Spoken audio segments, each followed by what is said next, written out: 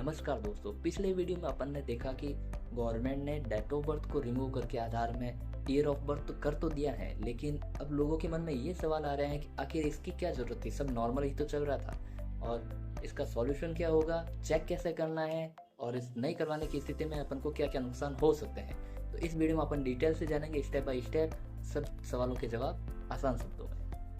पहला सवाल है कि आखिर इसकी क्या ज़रूरत थी सब कुछ नॉर्मल चलने के बावजूद। तो गवर्नमेंट का मानना है कि जब आधार बने उस समय सबके डिक्लेयर हो रखी थी डेट ऑफ बर्थ, सभी को कंफर्म नहीं थी और जिसकी कंफर्म थी उनके पास कोई डॉक्यूमेंट नहीं होने की स्थिति में उसको डिक्लेयर कर दिया गया।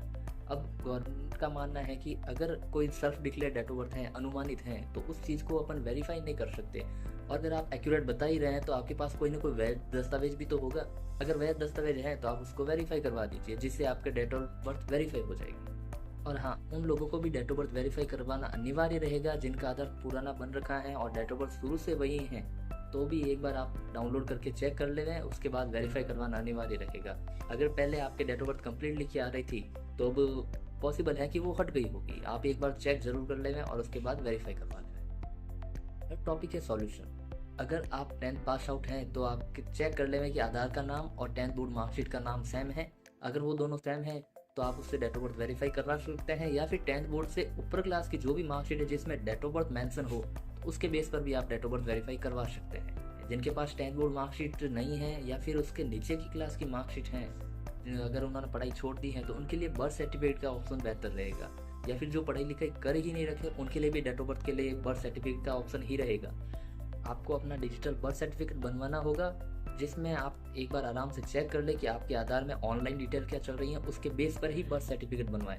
अगर आपका एक स्पेस या डॉट का भी मैटर रहा तो वो बर्थ सर्टिफिकेट वैलिड नहीं माना जाएगा, इनवैलिड माना जाएगा और डेट ऑफ बर्थ वेरीफाई नहीं होगी। डॉक्यूमेंट है वैलिड इंडियन पासपोर्ट, उसका वैलिड होना जरूरी है। अगर एक्सपायर है तो आप उसके बेस पर डेट ऑफ बर्थ वेरीफाई नहीं करवा सकते।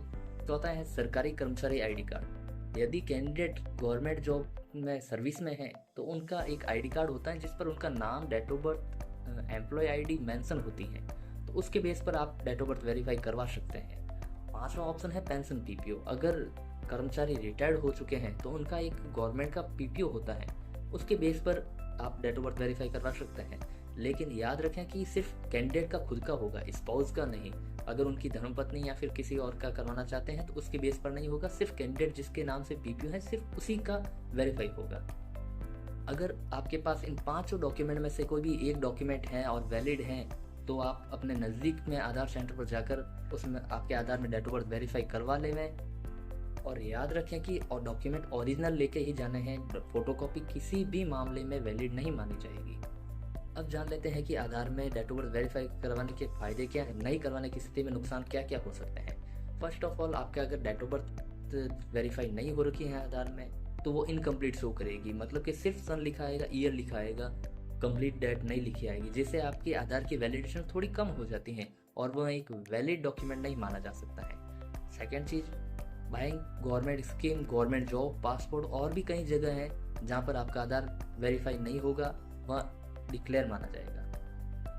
और कई जगहों पर केवाईसी में भी प्रॉब्लम आ सकती है। स्कॉलरशिप और एडमिशन जैसी जगहों पर भी प्रॉब्लम आ सकती है, क्योंकि आपके आधार में डेट ऑफ बर्थ वेरीफाई नहीं होगी तो वह आपको कंप्लीट वेरीफाई नहीं करवा सकते हैं। आपको एक एडिशनल डॉक्यूमेंट देना होगा, या फिर आप डेट ऑफ बर्थ अगर वेरीफाई करवा देते हैं तो आपका आधार सशक्त और मजबूत हो जाएगा।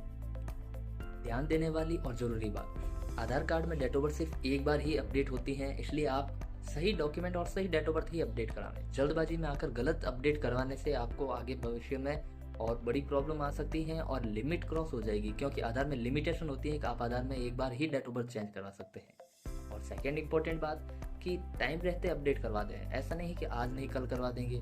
इससे प्रॉब्लम ये पड़ेगी कि आधार का प्रोसेस टाइम थोड़ा सा लंबा होता है, जिसमें लगभग गवर्नमेंट के अकॉर्डिंग, आधार यूआईडीआई के नियमों के अकॉर्डिंग लगभग 60 दिन भी लग सकते हैं, मतलब कि लगभग 2 महीने। इसलिए समय रहते पहले अपडेट करवा लें ताकि अटकने से पहले काम हो तो बेहतर रहेगा। अगर वीडियो अच्छी लगे तो लाइक और कमेंट करके सब्सक्राइब करें और सपोर्ट करें। अगर वीडियो अच्छा नहीं लगे तो भी एक बार सब्सक्राइब जरूर कर देना, ताकि आने वाले वीडियो के अपडेट मिलता रहे और आप किसी इन्फॉर्मेशन से पीछे न रहें। और अगर आपके मन में भी कोई सवाल है तो कमेंट करें, नेक्स्ट वीडियो में उसको भी कवर करने की कोशिश करेंगे।